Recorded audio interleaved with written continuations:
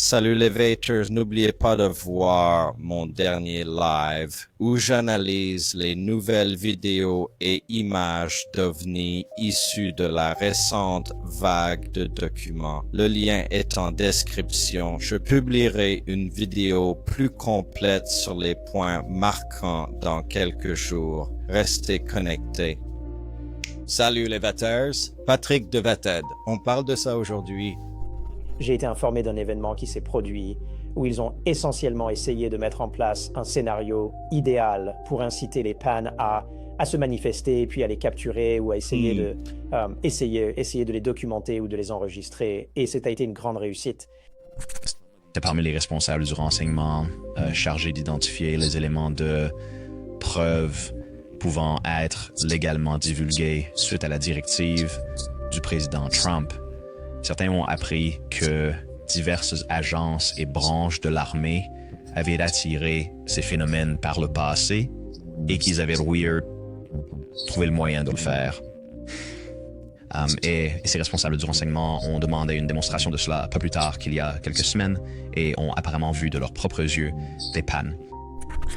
D'accord. Je pense que l'événement dont le représentant Eric Burleson parle est quelque chose dont je suis plus ou moins au courant. Et oui, c'était quelque chose qui lui a été communiqué lors d'un briefing classifié. Je ne tiens pas ça d'Eric Burleson.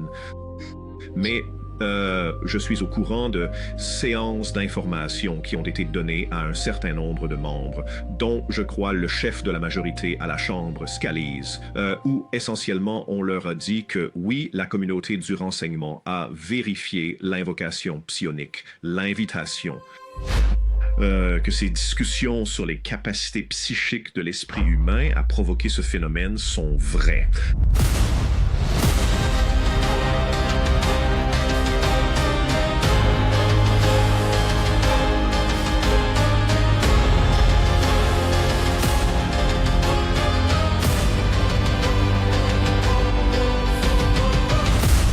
Allez, les Vaters, n'oubliez pas le pouce bleu, ça aide vraiment la chaîne. Et abonnez-vous si ce n'est pas déjà fait.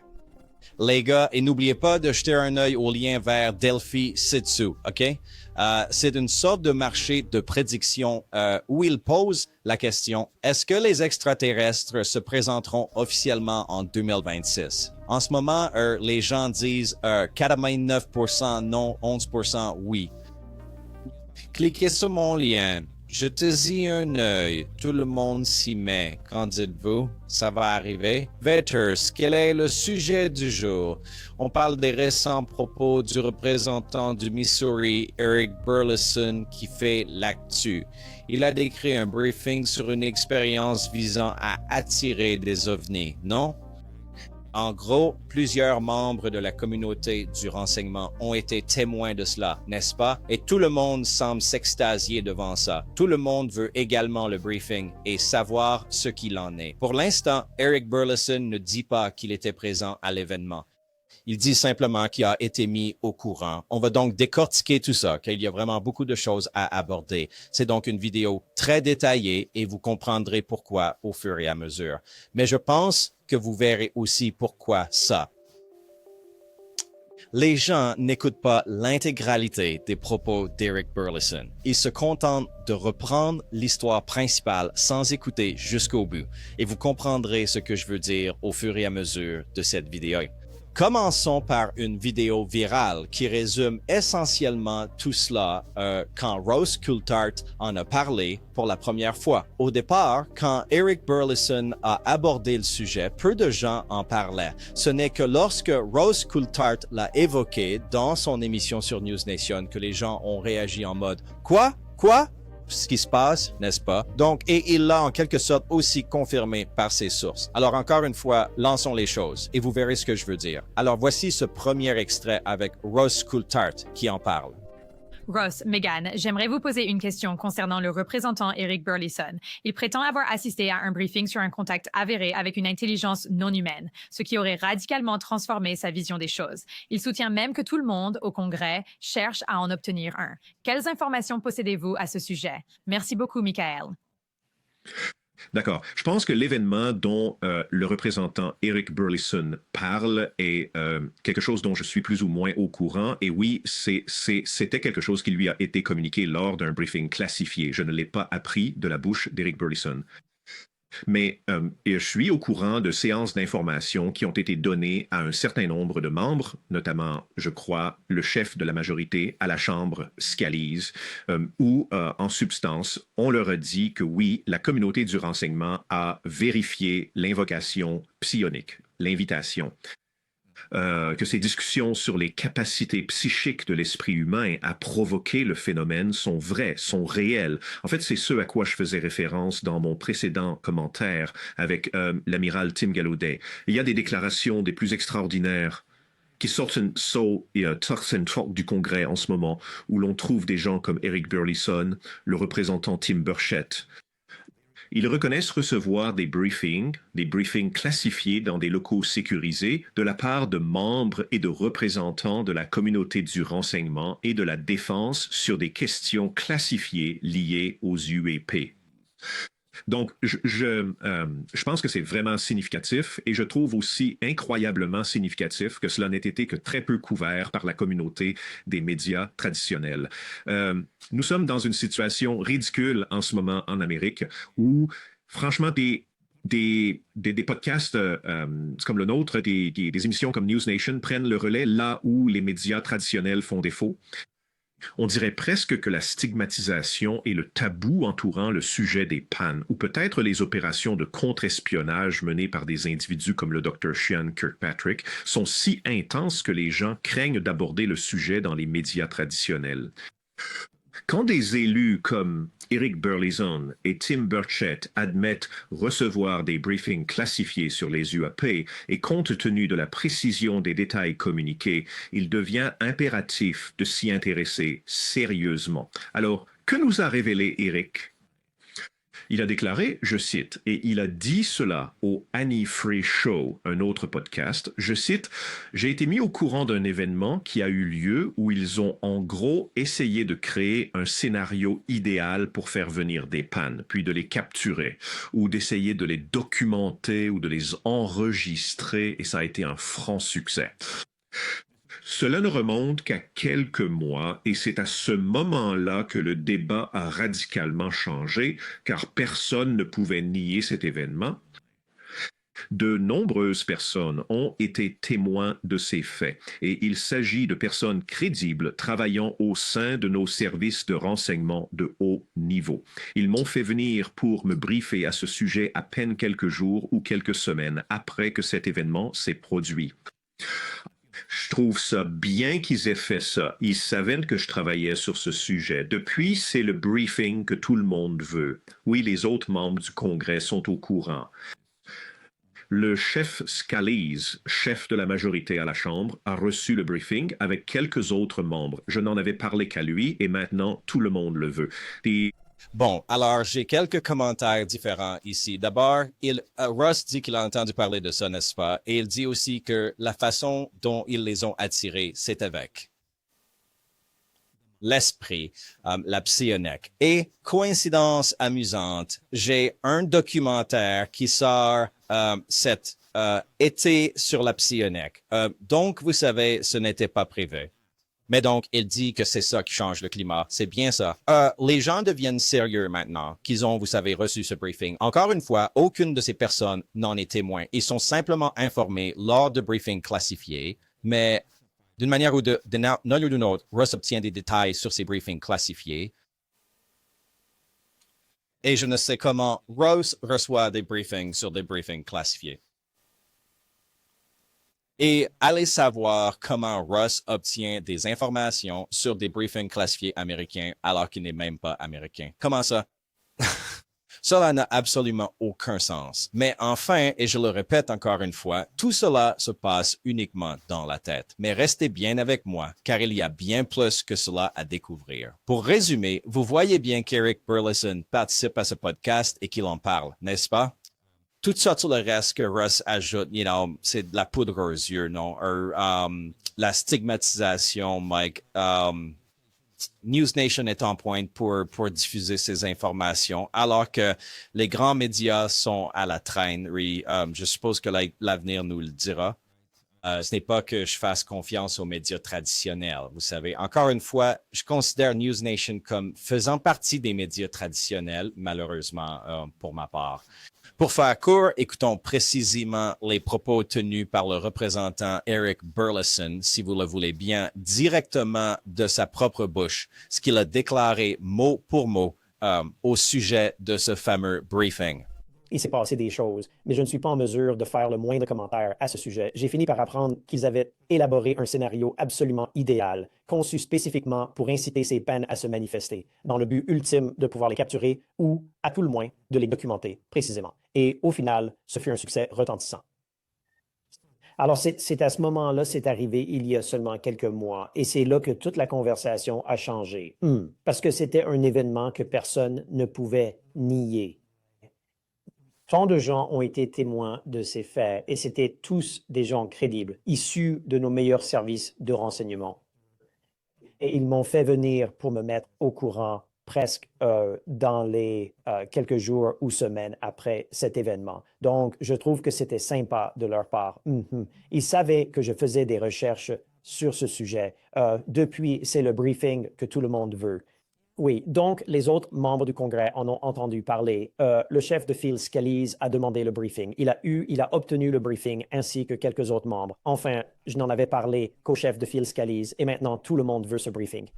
Alors, Eric Burleson semble assez convaincu, non, que ça va se produire. Un événement qui aurait lieu où le scénario idéal serait mis en place pour que des pannes apparaissent et que beaucoup de gens en soient témoins, n'est-ce pas? Des personnes crédibles en soient témoins, non? Mais ce que Ross suggère, c'est que ça a été fait par la pensée, mais Eric Burleson n'a jamais dit ça, n'est-ce pas? Parce que ça, en soi, constituerait une révélation à part entière. Pas vrai? C'est une chose de les attirer avec une sorte de capacité prosaïque, n'est-ce pas? Un scénario et ensuite voir l'UAP, n'est-ce pas? Mais ce que Ross décrit, ce sont deux choses extraordinaires, n'est-ce pas? Que vous puissiez constater la puissance de l'esprit d'une manière qui n'a jamais été prouvée auparavant et les pannes, n'est-ce pas? Les deux, n'est-ce pas? C'est assez intéressant. Alors, l'extrait de Ross ne s'arrêtait pas là et celui d'Eric Burleson non plus, mais nous y reviendrons dans un instant. Et ça expliquera encore plus de choses, n'est-ce pas? Parce qu'encore une fois, tout le monde n'a pas écouté tout ce qu'Eric Burleson a dit, mais je veux creuser un peu plus la raison pour laquelle c'est arrivé, d'accord? Comment ça s'est passé? Comment les attirer? Ross Coulthard dit par la psionique, par l'esprit? Non. Oui. Mais d'autres personnes ont évoqué d'autres manières de faire et cela a été discuté publiquement. Alors, Dan Farah est récemment passé dans le podcast de Danny Jones et a évoqué ce même briefing qu'Eric Burleson avait reçu, vous voyez, et je suppose qu'il en avait entendu parler aussi, non? Et Dan Farah est le réalisateur et producteur du documentaire The Age of Disclosure.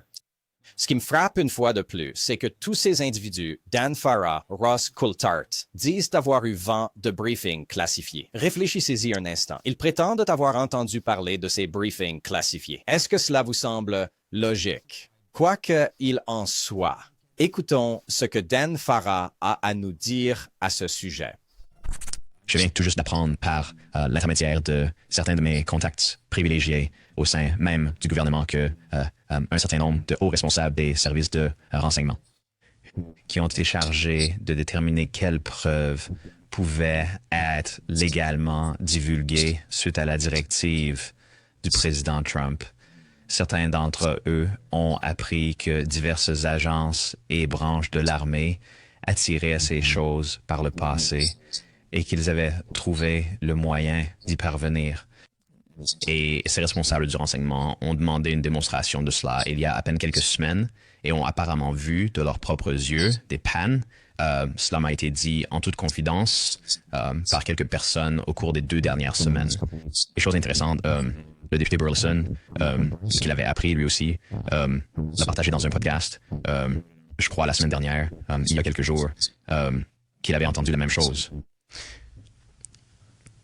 C'est vraiment le cas qui m'ont C'est tout de crédit sur même là. assez choquant, vous savez. Il s'agissait en fait de certains responsables du renseignement.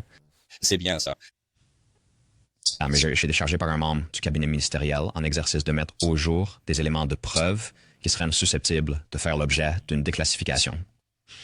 Donald Trump a émis une directive très précise, identifier toutes les preuves existantes qui pouvaient être déclassifiées. Il a demandé à son cabinet de se charger personnellement de cette mission. Leurs équipes se sont alors mises à fouiller dans les moindres recoins des archives. Au cours de ce processus, certains ont eu droit à une démonstration sur la manière d'attirer ces Sur la façon de Ils l'ont les vu de leurs propres yeux, et cette expérience a radicalement tout changé pour eux.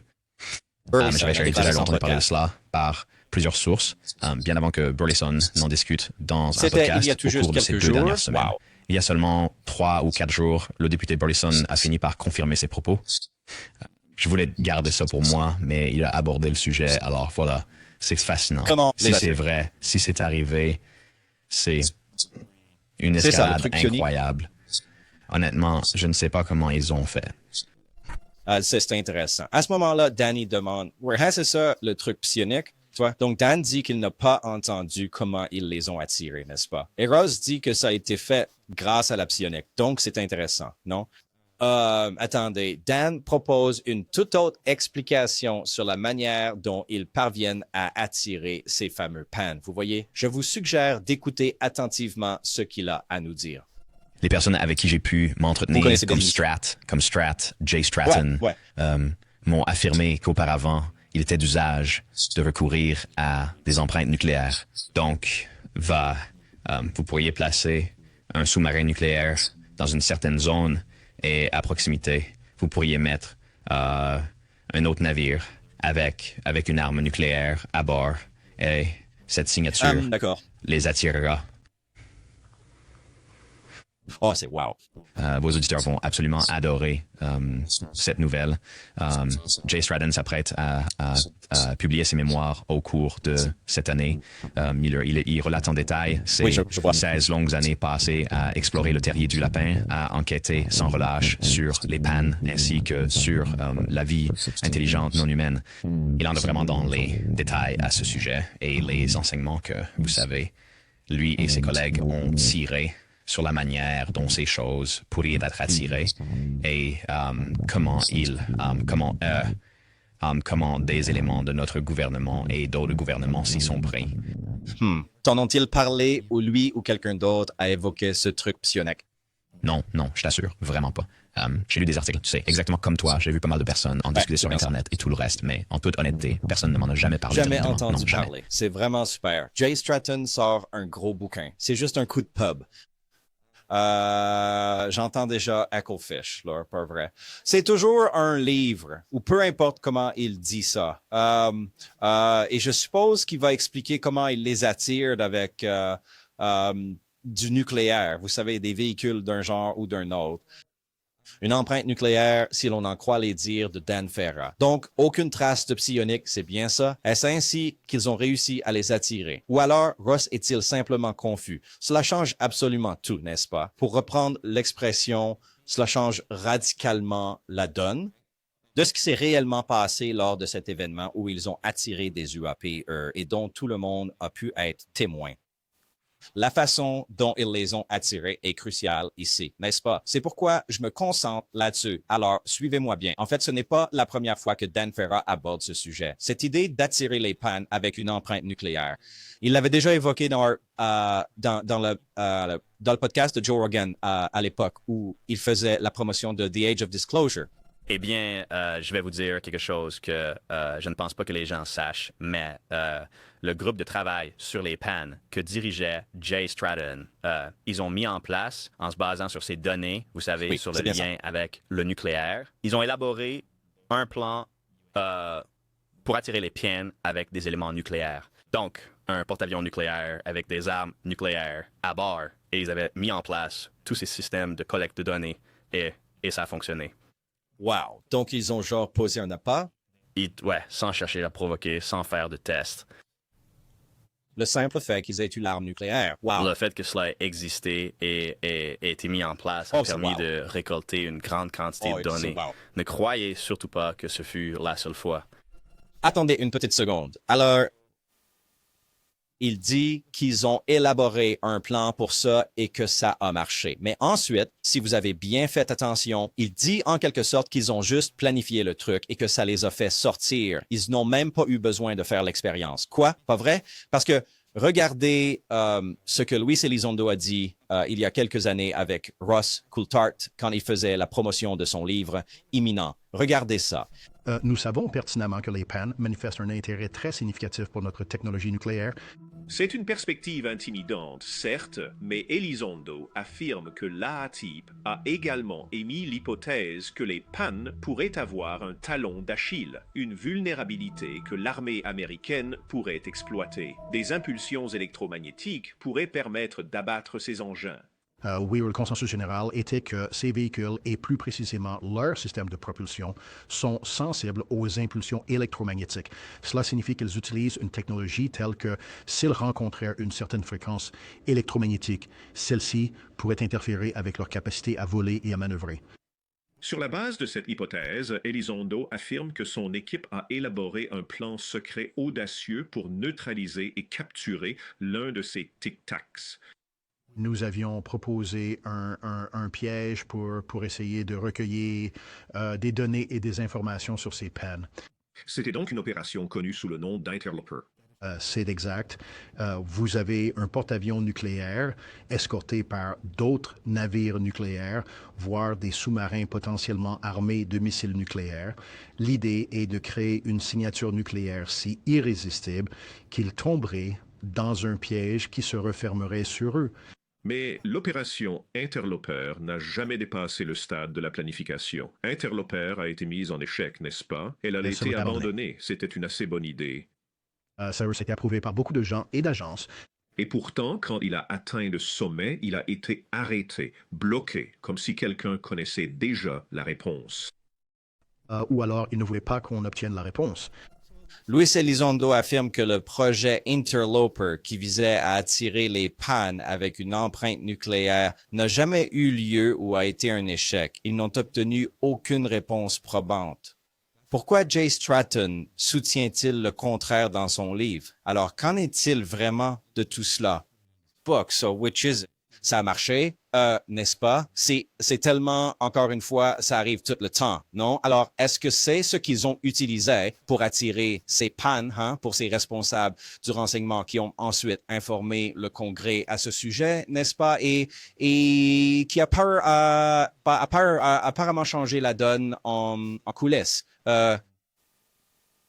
Est-ce que c'est vraiment la même chose? Je ne saurais pas vous dire. Le projet d'Elizondo semble être arrivé à son terme. C'est bien le même que celui de Stratton, n'est-ce pas? Croyez-moi sur parole, quand le livre sortira, on ne parlera que d'Interloper. Pas vrai? Enfin bref, mais ça soulève une question. Comment ont-ils fait, hein? Comment ont-ils attiré ces PAN? Vous vous souvenez peut-être de la sortie de Skywatcher avec Jake Barber. Ça doit faire 1 an et demi maintenant, je crois. C'était bien ça leur petit manège, n'est-ce pas? On peut employer nos facultés mentales de façon psionique afin d'attirer des PAN pour pouvoir enfin les filmer.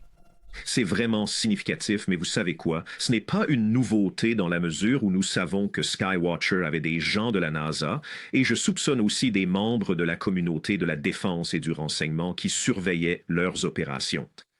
Et on m'a dit que les opérations Skywatcher ont été bien plus fructueuses que ce que le public a été amené à croire. En fait, il se passe encore des choses avec Skywatcher dont j'ai hâte d'entendre parler. Ils étaient impliqués dans des opérations où des psioniques invitaient, je n'aime pas le mot invoquer, mais ils invitaient certainement le phénomène à se manifester. Et il s'est manifesté. Ils ne les ont certainement pas capturés, eux, mais ils ont certainement pu les photographier et les immortaliser sur pellicule et en vidéo. C'est vraiment fascinant. Ce sont des aveux faits par des personnes pour citer le représentant Burleson, au sommet même de la communauté du renseignement. Il semble y avoir eu un tournant net au sein de la communauté du renseignement avec le président Donald Trump a exigé via ses réseaux sociaux que le Pentagone et les services de renseignement fassent preuve d'une plus grande transparence concernant les phénomènes aérospatiaux non identifiés, les PAN. Je le répète, à l'heure actuelle, rien n'indique qu'un décret ait été signé par le président Trump à cet effet. Mais peut-être a-t-il signé ce décret et nous ne le savons tout simplement pas encore. J'espère sincèrement que le président tiendra sa promesse. Pour être clair, Burleson n'a pas explicitement utilisé le terme NHI dans son segment. Il a fait référence aux UAP, c'est la même chose. Il n'a fourni absolument aucune précision, que ce soit concernant le lieu exact, les méthodes employées ou encore l'implication confirmée d'une quelconque INH. Il s'agit là de l'un des rares briefings dont j'ai personnellement connaissance où des membres éminents du renseignement se sont retrouvés face à des élus. Nous connaissons Skywatcher et je dois aussi révéler que j'ai pris part à des événements avec des membres de la communauté des forces spéciales d'élite américaines et des gens, y compris des personnes de la Delta Force d'élite à Fort Bragg, qui ont été activement impliqués dans l'expérimentation de ce que Stephen Greer, docteur Stephen Greer appelle ça le CE5, une invocation, une invitation. C'est une pratique courante au sein même de nos services de renseignement et de défense. Ce qui est le plus intéressant dans cet extrait, pour moi, c'est un petit passage en particulier où Ross Coulthart mentionne les UAP, mais aussi les NHI, et affirme qu'il s'agit d'une seule et même chose. Mais voyez-vous, ce n'est pas la même chose, n'est-ce pas?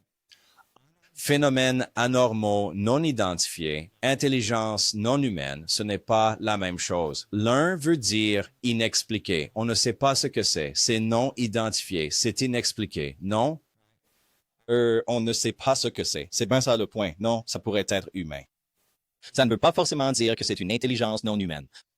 C'est pour ça que je dis toujours qu'il faut faire très attention aux mots qu'ils utilisent. Tu vois, je le savais. Je savais que lorsqu'ils utilisent le terme UAP, ils font référence à une intelligence non humaine, à moins que ça ne corresponde pas au récit qu'ils essaient de vendre à ce moment-là, mais peu importe, quoi qu'il en soit. Donc, Ross parle de Skywatcher et je pense qu'il suggère peut-être que ce sont eux qui sont derrière tout ça.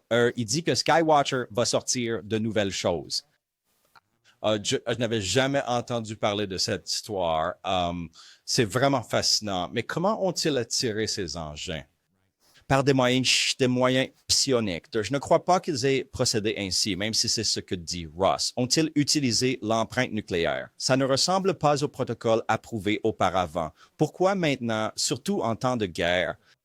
Vous pensez qu'ils vont sortir avec des navires de guerre nucléaires en mer pour chercher des pannes qui volent dans le coin? Ça ne semble pas logique non plus. Alors, comment ça a été fait, hein? C'est vraiment un point très intéressant. Cela aurait très bien pu être le domaine fascinant de la psionique. Pause. D'ailleurs, je vais sortir un tout nouveau documentaire cet été qui s'intitule Psionique. Le titre complet est Psionique, ces esprits qui parviennent à invoquer des ovnis. Dans ce film, je suis le parcours de plusieurs personnes qui affirment être capables de faire apparaître des ovnis directement dans le ciel. Eh bien, pendant que je filmais, j'ai traîné avec un gars qui s'appelle Carl Crusher et il est dans le film. Eh bien, en août dernier, j'ai sorti un extrait exclusif, enfin, en quelque sorte, vous voyez, avant la sortie du film, n'est-ce pas? En août, j'ai sorti un extrait où Carl me disait qu'il y avait des amis dans l'équipe de Skywatcher et qu'apparemment, Skywatcher avait fait atterrir un appareil en présence de la NASA. Ce n'est pas seulement la NASA. Il a bien mentionné la NASA et l'armée, n'est-ce pas? Jetons donc un coup d'œil rapide à cet extrait.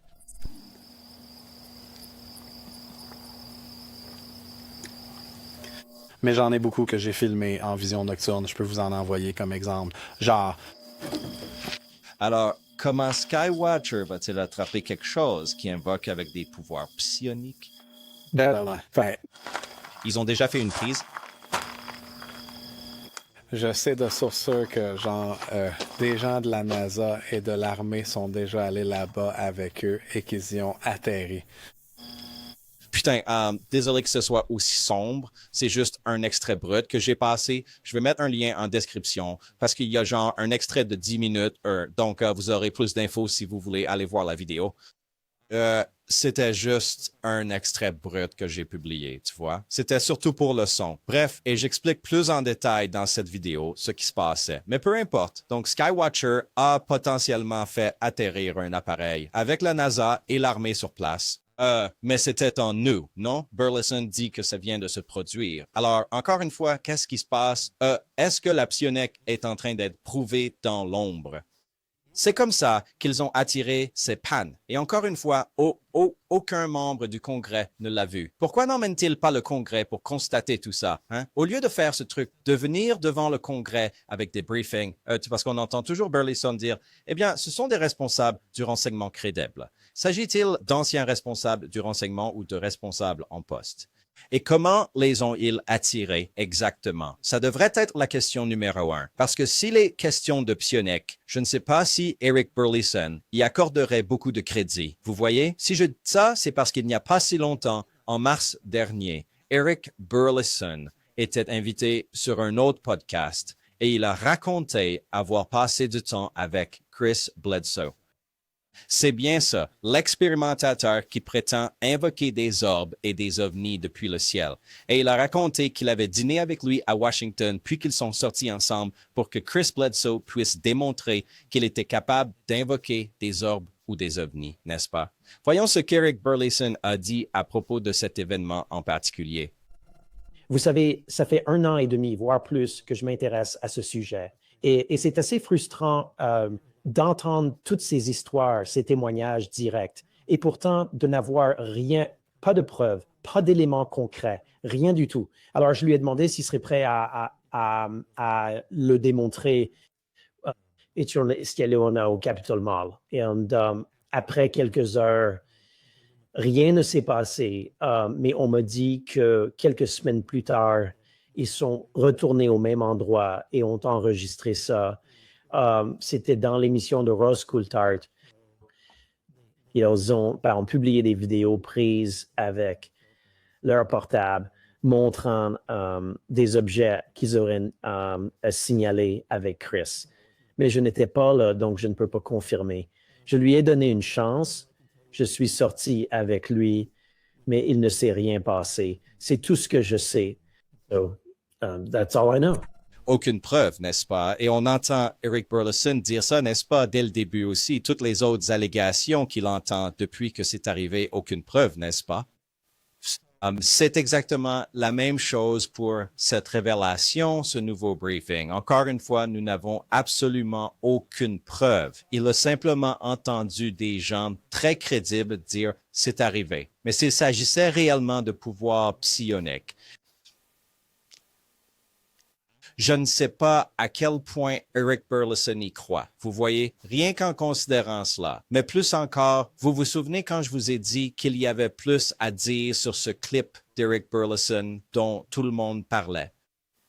C'est tout simplement parce que personne n'a pris la peine d'écouter la suite. Écoutez ce qu'Eric Burleson a déclaré après avoir évoqué le briefing et tout le reste, et la manière dont tout le monde réclamait ce fameux briefing et tout ce qui va avec. Écoutez attentivement son explication sur ce qui se tramait exactement à ce moment-là.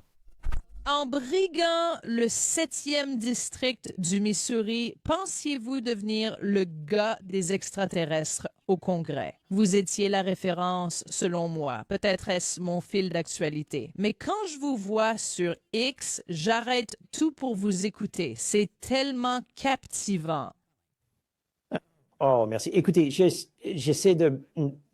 ne crois pas aux extraterrestres venus d'une autre planète. Je n'en ai vu aucune preuve. Restons les pieds sur terre et peut-être qu'on peut avancer quelques possibilités.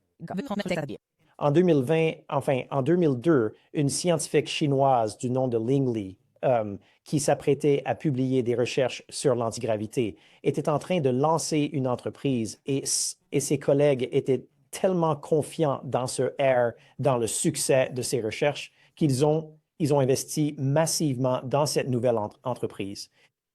elle disparaît immédiatement. Elle reste portée disparue pendant environ 4 ans. Et puis la dernière chose dont nous avons entendu parler, c'est une nécrologie qui était juste une nécrologie discrète de cette scientifique très, très importante. C'est arrivé en 2002, aux alentours de 2002 à 2004. Ensuite, il y a Amy Eskridge qui s'est retrouvée morte, alors qu'elle travaillait elle aussi sur des recherches antigravité. Et si ce n'était pas des petits hommes verts venus d'une autre planète? Et si c'était Exact. nos meilleurs scientifiques qui avaient fait une percée technologique et qu'ils faisaient des expériences et que nous avions ces entreprises qui faisaient ces expériences avec une partie de cette technologie et qu'il s'agit clairement d'un type de technologie très, très secrète et révolutionnaire. Je ne fais que spéculer. Si ce ne sont pas des petits hommes c'est verts, vrai. c'est peut-être notre complexe industriel. Oui. Vous voyez, je ne sais pas pourquoi personne n'a diffusé ou montré la suite. Parce qu'Eric Burleson dit qu'il ne sait pas s'il s'agit d'extraterrestres. Il n'y a aucune preuve qu'il s'agisse d'extraterrestres. Ce dont il pourrait être témoin, ce UAP, pourrait être une technologie avancée, tout simplement fabriquée par des humains. Non, en coulisses, des scientifiques ont percé le secret de différents systèmes de propulsion et c'est ce que nous voyons. Parce que, encore une fois, même si Rose Coulthard dit que les UAP et les NHI sont la même chose et interchangeables, ce n'est pas le cas. C'est bien cela? Donc, Eric Burleson pense toujours que ça pourrait être d'origine humaine. Et je dois être honnête, je suis d'accord avec Eric Burleson, mais je déteste le fait que personne ne donne le contexte. Personne ne diffuse la suite de l'extrait, si vous voulez, n'est-ce pas? On n'a pas toute l'histoire. Vous tombez sur ce petit TikTok tout simple qui vous raconte l'histoire à sensation et vous prenez ça pour argent comptant, n'est-ce pas? C'est pour ça que je fais ces vidéos, non? Pour qu'on puisse avoir toute l'histoire sur ce que pense Eric Burleson. Maintenant, au bout du compte, peu importe ce que pense Eric Burleson, c'est qu'est-ce qui s'est passé? Quelles sont les preuves ou les faits? Mais il semblerait que le briefing qu'il a reçu, la seule preuve à ses yeux, n'est-ce pas, c'était simplement le fait qu'il y avait des objets volants et qu'il se trouvait dans l'incapacité totale d'expliquer, dont nous savons déjà qu'il existe. Maintenant,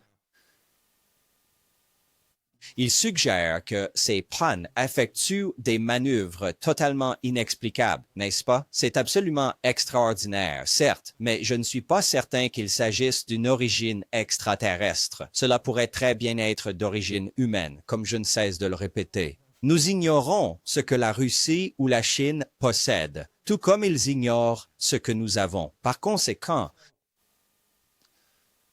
il est tout à fait possible que cela soit d'origine purement humaine. Si l'on fait preuve d'une certaine ouverture d'esprit, on peut envisager l'hypothèse extraterrestre, bien entendu, mais il faut également considérer la piste humaine. Peut-être s'agit-il d'une technologie de propulsion totalement inédite ou même de l'antigravité. Honnêtement, je n'en ai aucune idée précise pour le moment. C'est une perspective vraiment fascinante, vous ne trouvez pas? Mais en fin de compte, au final, ce qui compte, c'est d'avoir des preuves sur tout ça, n'est-ce pas? Et il y a tout juste quelques mois, Eric Burleson disait encore ceci. Ce à quoi les gens peuvent le plus s'attendre, c'est d'apprendre que nous sommes réellement conscients qu'il existe des objets qui ne viennent pas d'ici. Nous n'avons aucune idée de ce que c'est. J'ai visionné des vidéos d'engins à propulsion non conventionnelle, défiant les lois de la physique classique. Ils fonctionnent d'une manière totalement différente de tout ce qu'on connaît. Sans même un gros plan, c'est évident. Ce n'est ni nous, ni la Chine, ni la Russie. C'est d'accord. Donc, quand les gens disent, bon, eh bien, on a des véhicules qui se sont écrasés, on a le véhicule de Roswell, on a ces corps d'extraterrestres, tout ça, tout ce qui a été rapporté, ce ne sont que des oui-dire. Ce sont juste des gens qui rapportent tout ça. Ça fait 2 ans et demi que j'essaie de retrouver la trace de ces choses. Partout où je vais, je tombe sur un mur. Alors, préparez-vous à la réalité. On ne sait presque rien à ce sujet, mais on sait qu'il y a quelque chose qu'on ignore. C'est juste, pas vrai? Ces recherches avec tous ces gens qui lui racontent des histoires ne mènent absolument à rien. Ils ne cessent de répéter, ce n'est ni la Russie, ni la Chine. Mais au fond, ils n'en savent rien, n'est-ce pas? On peut choisir de le croire, certes, mais on peut pas le savoir. Et quand il dit que ça défie la physique, qu'est-ce qu'il comprend vraiment au bout du compte? Lui ne le fait pas, et moi non plus. Tu sais qui sont les seuls à faire ça? Les physiciens, je suppose. Tous ceux qui ne sont pas physiciens, mais qui prétendent comprendre la physique, n'y comprennent absolument rien. Croyez-moi sur parole. Ils ont juste lu 2 ou 3 bouquins ou une étude quelconque et s'imaginent déjà être des experts en la matière. Pensez à un domaine que vous maîtrisez. Et quand vous entendez quelqu'un qui n'est pas expert en parler, vous réalisez à quel point il n'y connaît rien. Pas vrai? C'est la même chose. Donc, je pense qu'il serait judicieux pour Eric Burleson et pour beaucoup de gens qui parlent de ça, au lieu de dire que ça fonctionne en dehors des lois de la physique classique, de dire à mon avis, ces choses fonctionnent comme ça, n'est-ce pas? Parce que après tout, les choses peuvent être perçues. Vous ne trouvez pas?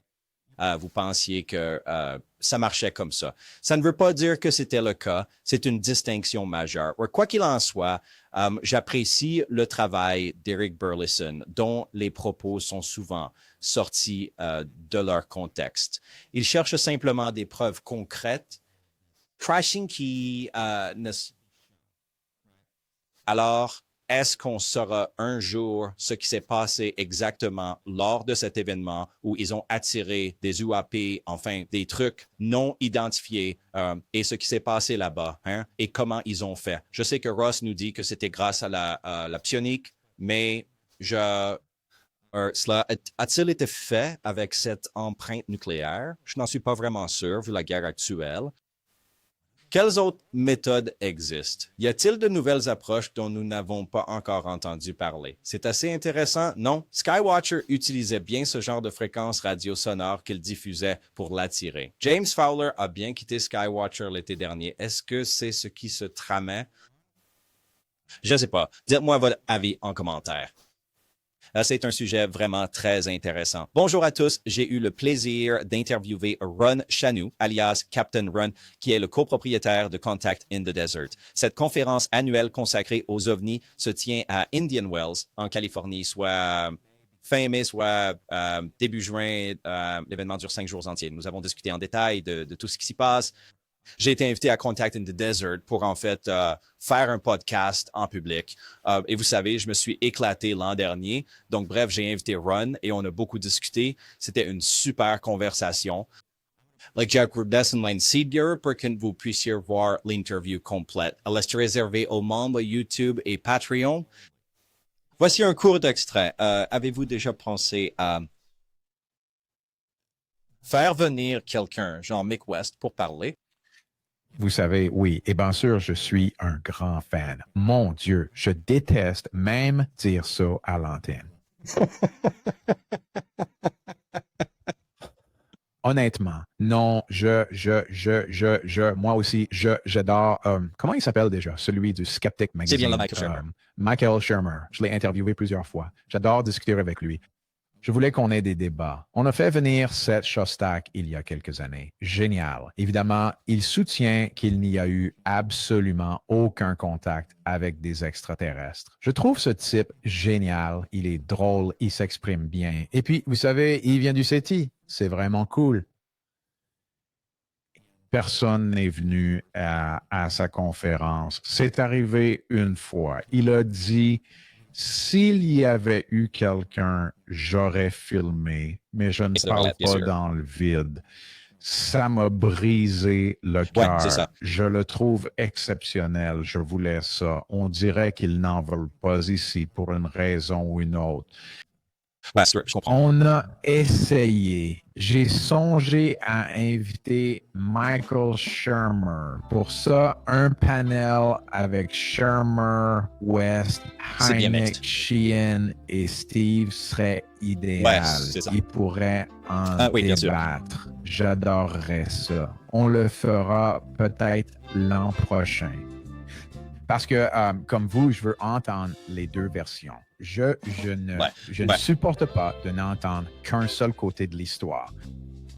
Mais le peu de choses que nous avons essayé, cela n'a pas vraiment fonctionné. Ça n'a juste pas marché. Non, je comprends. Et là, tu te sens mal maintenant. Ils viennent pour l'autre. Je verrai ça plus tard. Oui, je veux voir ce côté. OK. Allez, parieurs, on se retrouve à la prochaine. N'oubliez pas, chaque jour est un cadeau, les amis. À plus.